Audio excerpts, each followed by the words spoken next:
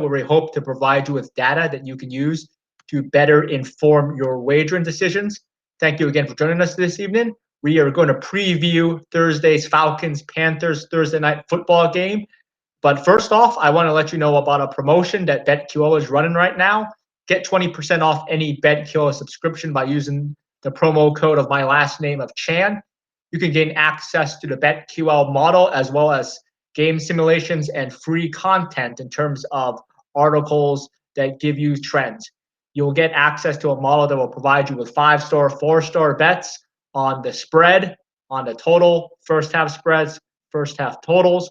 You also gain access to a model that provides you with data concerning how the sharps are betting, how the public's betting, and the line movement as well. So go ahead and use the promo code Chan if you want to subscribe. Get 20% off any BetQL subscription, whether it's monthly, weekly, annually, one sport, two sport, or all sports. We are going to go over some of the 5-star winners that the model turned out this weekend from the NFL. The model remains hot on these 5-star bets. A 5-star bet is pretty much the strongest possible recommendation that the model can make.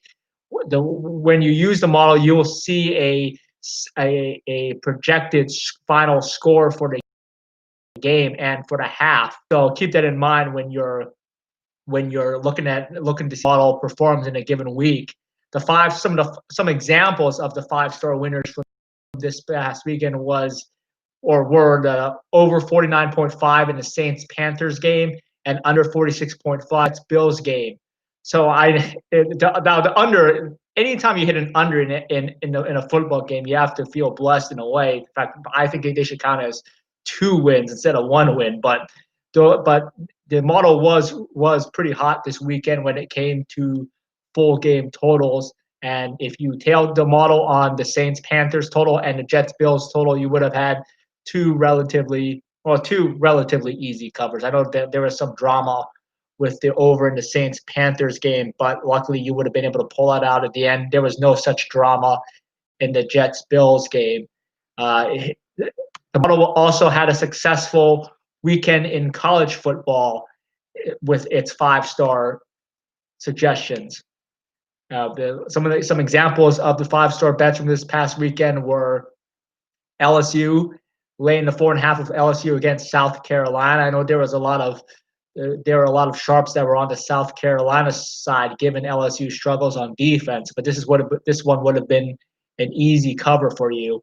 The model also recommended that you take the 19.5 points with FAU against a Marshall team that's off to a great start this season. But Marshall is still Marshall. They have issues. They've always had issues seemingly on offense. And if you have issues on offense, you're going to have trouble blowing teams out. And the model also recommended an under 73 in the Auburn-Ole Miss game. An under in college football is even harder to hit than an under in the NFL.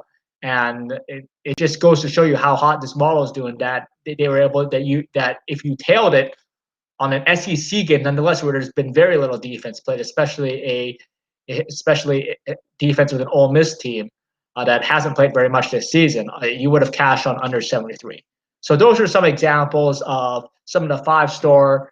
I don't have time to go through every single 5-star winner from this past weekend, but if you had access to the model and you tailed some of these 5-star bets, you would have come away with some money in your pocket from this weekend. We're going to preview now Thursday night's football game between the Falcons and the Panthers. The Panthers are 2.5-point favorites with the over-under set at 49 total points. The Falcons are 1-6 coming into this game. The Panthers are 3-4.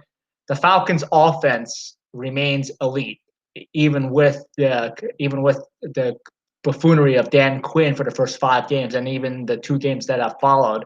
The Falcons rank 6th in total offense per game in terms of yardage, and they average over 400 yards of total offense per game. Matt Ryan's having another great season.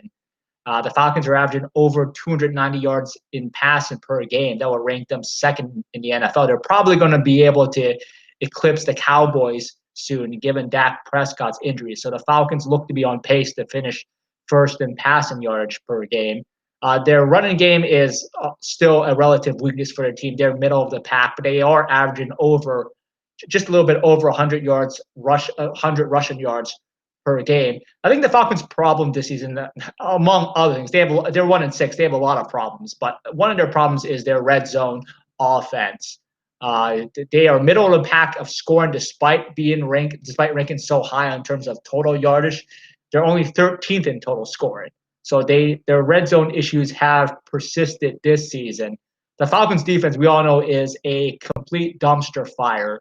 Only the Seattle Seahawks are giving up more yards per game. And unlike the Seahawks, the Falcons don't run as well. The Falcons should be 4-3 right now, realistically. They blew the Cowboys game after having a huge lead. They blew their game against the Bears. They blew their game against the Lions when Todd Gurley could have just sat down and waited for the game to end on a Falcons field goal. So this team is a lot better than their 1-6 record. They're minus 23 in terms of points on the season. So they're roughly losing by an average of 3 points per game. And I think the biggest difference between them and the Seahawks is the Seahawks just run a lot better than them in these late game situations. The Falcons, again, this team should be 4-3. And I think that's one of the reasons why I'm leaning towards actually taking the points with the underdog Falcons in this game against the Panthers. It's a division game. The Falcons are going to want to play the season out with some pride. They still have elite talent on the offensive end, and the Panthers don't really have that. They are middle of the pack offensively. They're middle of the pack defensively. They're relatively above average in both categories. Teddy Bridgewater is having a good season. He had his best game of the season against the terrible Falcons defense a couple weeks ago in Dan Quinn's last game as coach of the Falcons. Bridgewater threw for over 300 yards in that game. But then again, the Panthers were only able to win by 7 points, and they were only able to put up 23 points against, again, a terrible Falcons defense. So I think this is a game that the Falcons should win this game outright. I'm going to be certainly leaning towards the Falcons. I suspect that this line may move in favor of the Panthers since the Panthers have looked relatively impressive over the last couple of weeks, while the Falcons have continued to choke away games that they should win.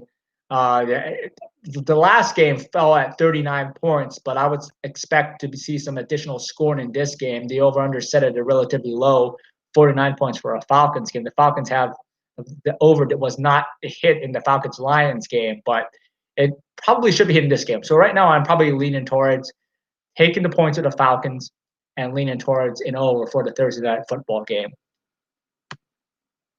If you want to find out what the model has to say about this game, go to betkilo.co and subscribe. You can get 20% off any BetKilo subscription if you use the promo code of Chan. The Big Data Show is going to be back tomorrow night at 8 o'clock p.m. Pacific Standard Time, 11 o'clock Eastern Standard Time. We'll be reviewing some of the Thursday night college football games and Friday night college football games. But until then, I wish you luck on your bets. I'm going to be watching the rest of this Bears-Rams game. The BetKilo model did make a 4-star recommendation on under 44.5 or under 45, depending on what number you got in this game. So I'm going to be hoping and praying that this under holds for the rest of the night. So good luck on your bets. Thank you for joining us this evening, and stay safe. We'll see you tomorrow night.